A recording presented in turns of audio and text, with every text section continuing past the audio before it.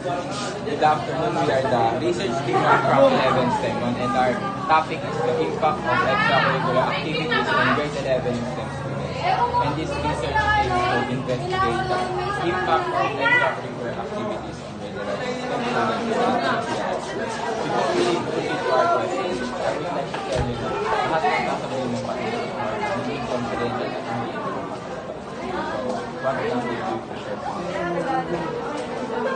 Number 1. Ano sa palagay mo ang advantages sa pagsali ng extracurricular activities? Mas nadadagdagan yung grades mo kasi sa section.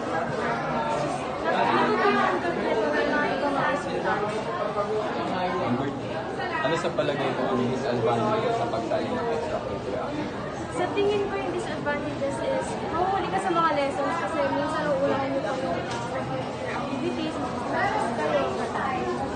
Pangatlo. Anong uri ng extracurricular activities kasali ka at bakit mo ito pinili? Sa bayan pagbigas, pinili ko siya kasi sinabi sa amin na nakadagdagan sa grades na. Number 4. Maaari mo bang ipaliwanag ang responsibilidad o tungkulin na inline sa iyong extracurricular activities?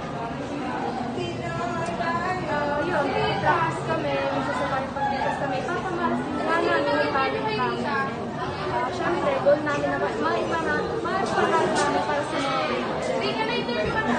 Pangunang na tanong, ano sa palagay mo ang mga epekto ng pagsali sa extracurricular activities? Sa tingin ko, mas masasa yung araw na yung talent namin. Siyempre, makikilala din kami ng mga tao sa school. Ayun, nabibigyan kami ng opportunities. Yun lamang. Maraming salamat dito, Pastor.